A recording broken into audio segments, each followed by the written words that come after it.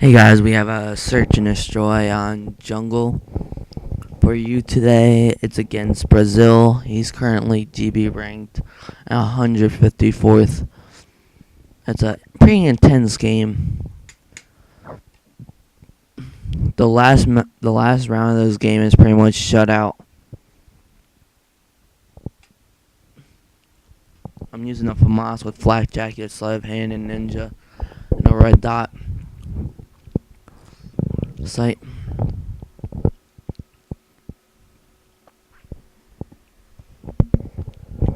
So I'm protecting B slash A. I get a call out that he was up towards the middle area, around A area, so I ran up there, checked out, everything was good.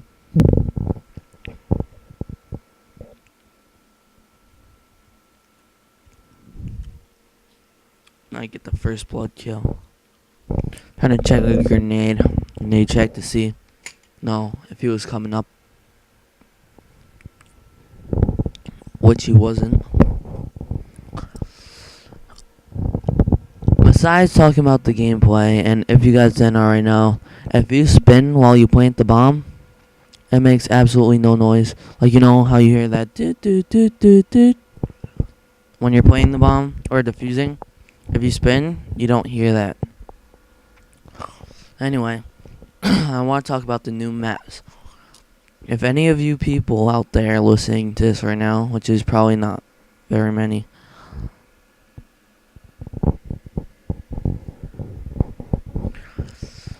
what are the new maps?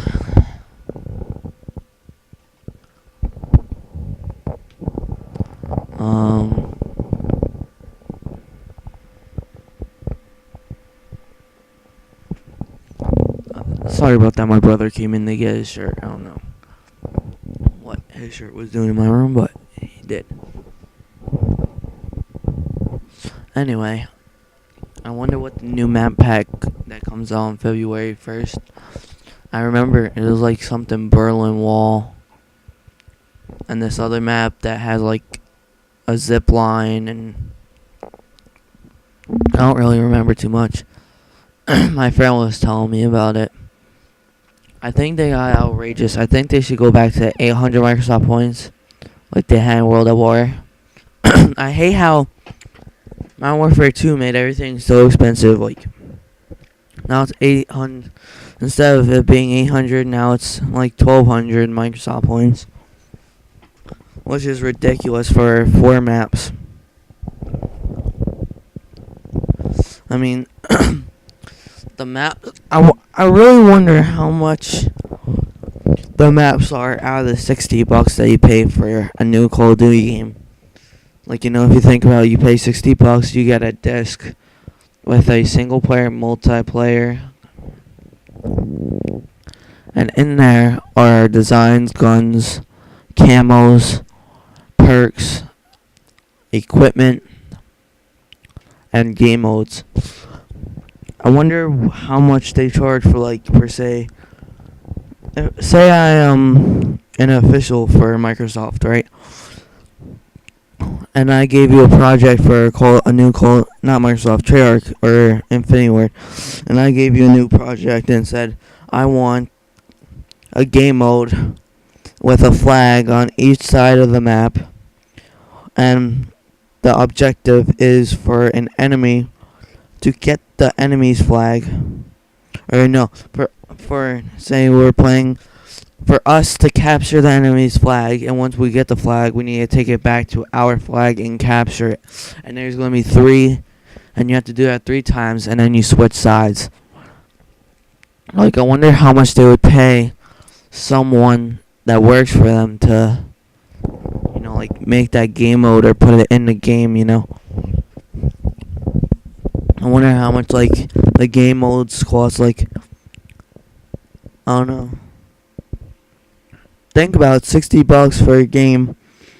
I wonder how much money it actually takes to design the game,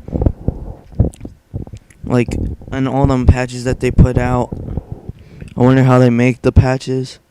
And like I don't know. I guess they would do it through the servers, but I think that game would take more than $60 to like make. I mean, it's probably not that much money to make copies, but the original disc is probably a lot of money.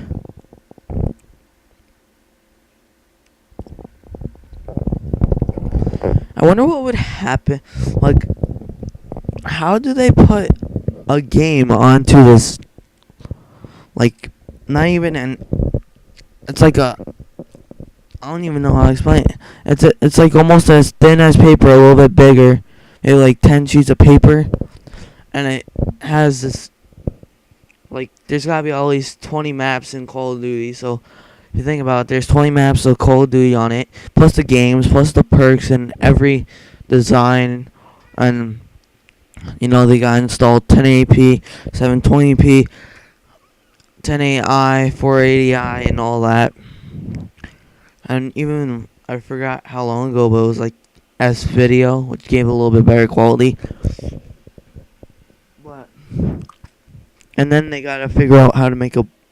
I just don't get how they put all that information on a small disc that's as thick as 10 sheets of paper. And another topic that I want to touch on is, what do you think is better, Xbox or PS3? To be honest with you, Xbox is just money. It really is. Anything you do is money. On PS3, you got free free online play. I recently got this game, SmackDown vs. Raw 2011, for both Xbox and PS3. It's not mine, it's my brother's. He's really into wrestling. And there's downloadable content that I got for PS3 free, and I had to pay like almost $40 on Xbox. Like, I just don't get why things are different on Xbox. Like, you go on PS3, the only thing that you have to pay for is the video games and like equipment, like controllers, PlayStation Move, accessories and stuff like that, which is the same for Xbox. And PS3 is a little bit cheaper when they make their stuff. Like a Kinect is like almost $150, and a PlayStation Move is like $100. It's like $50 less. Anyway, with the new Xbox, it's $250, which is the same for 120 gig PS3, which is plenty enough. And it comes with a built-in Blu-ray player, Wi-Fi, which I know the new Xbox comes with, but it came with built-in Wi-Fi ever since the beginning. You don't have to buy that gay $100 adapter. So if you thought about it, you pay $200 for an Xbox, and $100 for a wireless adapter. That's $300. For component cables, I'd say about $30. That's $330. Plus games, just brings you up to $450.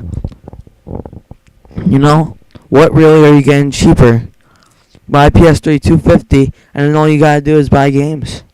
Or if you want downloadable content, you buy PlayStation Network cards. And you don't even have to do that. You can do it on your credit card. Another thing is the controllers. People say that Xbox controller is better. No. The reason being for that, like this PS3 controller is a lot more, the analog sticks are a lot more sensitive. Like, say I slightly move it to the left. I've tested this on Xbox. It will not move. Like, I have such a hard time transition from PS3 to Xbox, because I just like that the analog sticks are parallel. I forgot what, I think it's the D-pad on the controller.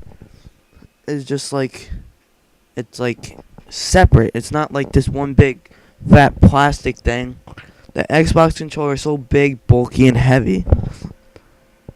And I really don't see anything better about the Xbox other than party chat, which I don't use anyway because I play SND and it's not allowed in GB.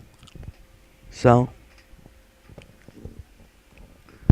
if you think about it, there's nothing really better about Xbox except for fanboys that can't accept that PS3 is the next new thing, which is why PSN bought out MLG for 500 grand.